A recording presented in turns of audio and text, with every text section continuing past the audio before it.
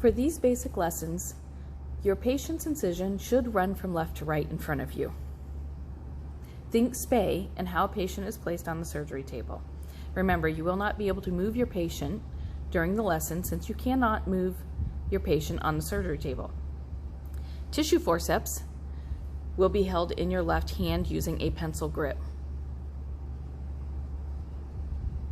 Needle holders will be held in your right hand with your thumb and ring fingers in the finger rings.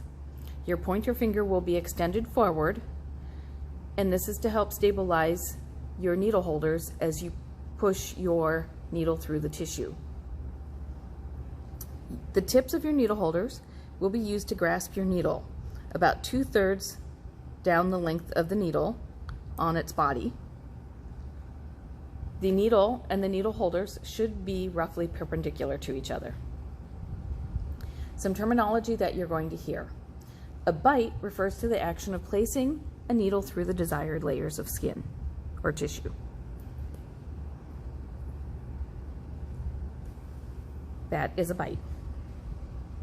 A throw is the act of lining up your needle holders, wrapping your suture around your needle holders, grasping the tail, and pulling it through the loop.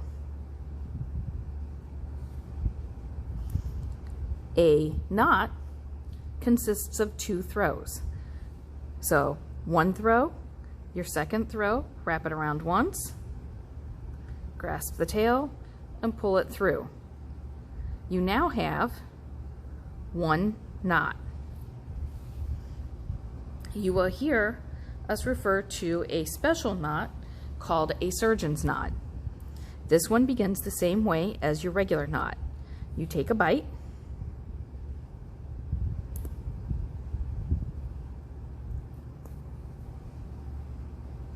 I'm going to move this over so you can see a little better. Line your needle holders up along the incision, wrap around once.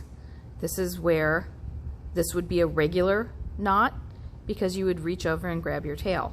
A surgeon's knot has a surgeon's throw. So you wrap around once, you wrap around twice. Now you grab your tail just like you did before and pull it through. Remember, you need to make a knot, so you have your first throw. Your second throw is only a single wrap. Grab the tail and pull it through. You now have a surgeon's knot. To make a secure knot,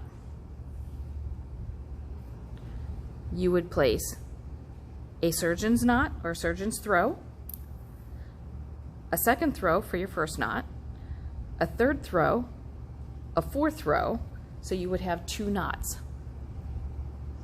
All right, let's move on to making a simple interrupted suture.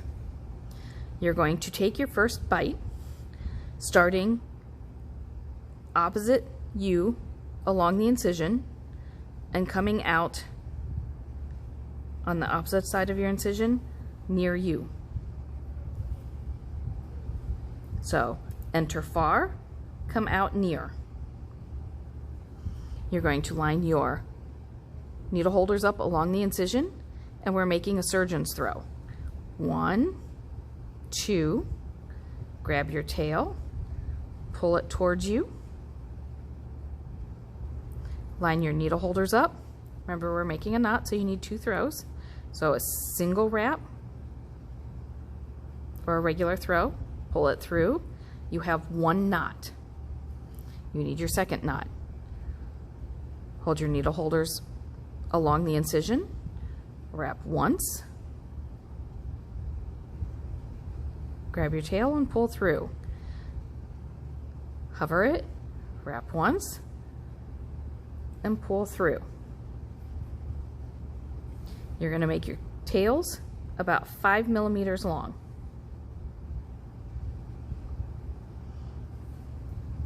So, to review, you did a surgeon's throw,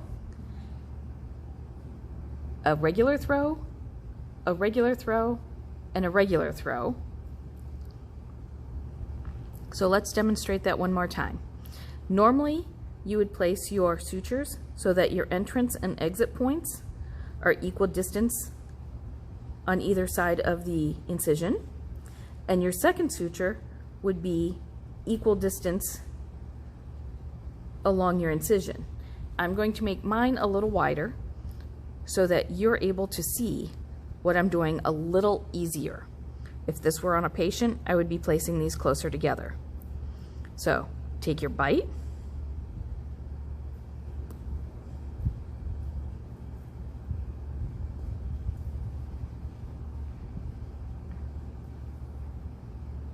okay, line your needle holders up, surgeon's throw,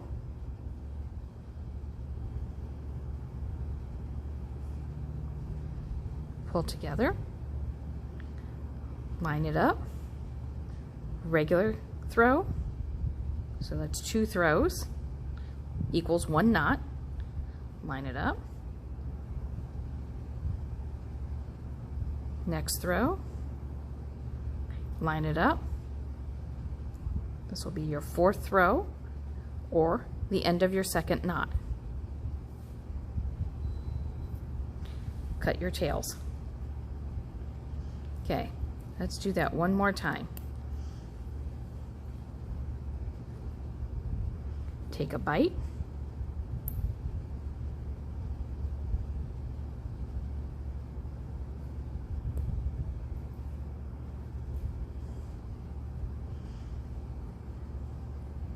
Your holes are opposite each other. Surgeon's throw, 1, 2, grab your tail. If you notice, when I pull it through, my needle holder is now closer to me.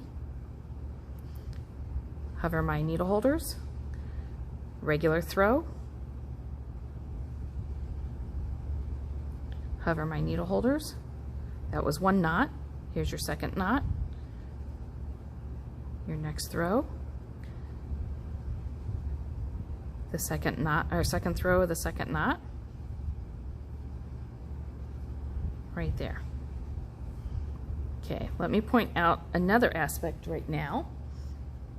When you cinch down your initial knot, you want to make sure that these are loose enough that you can fit a hemostat, or in my case a pair of scissors, underneath. You never want to pull your incision so tight that this puckers. Okay?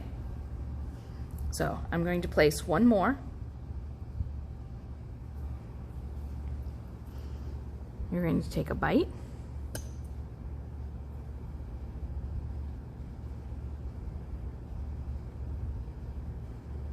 Bring a little closer there. Okay, take a bite, hover your needle holders, do a surgeon's throw,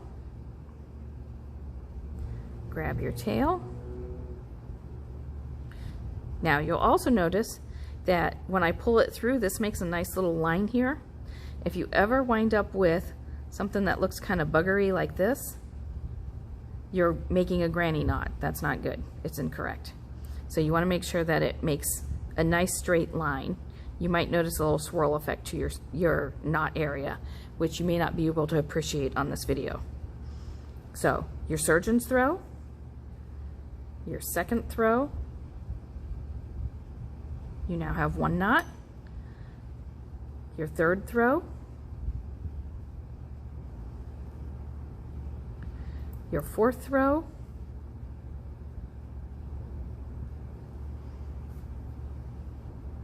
and you now have a second knot. Cut your tails about 5 millimeters, and you can see how you now have a simple interrupted suture pattern.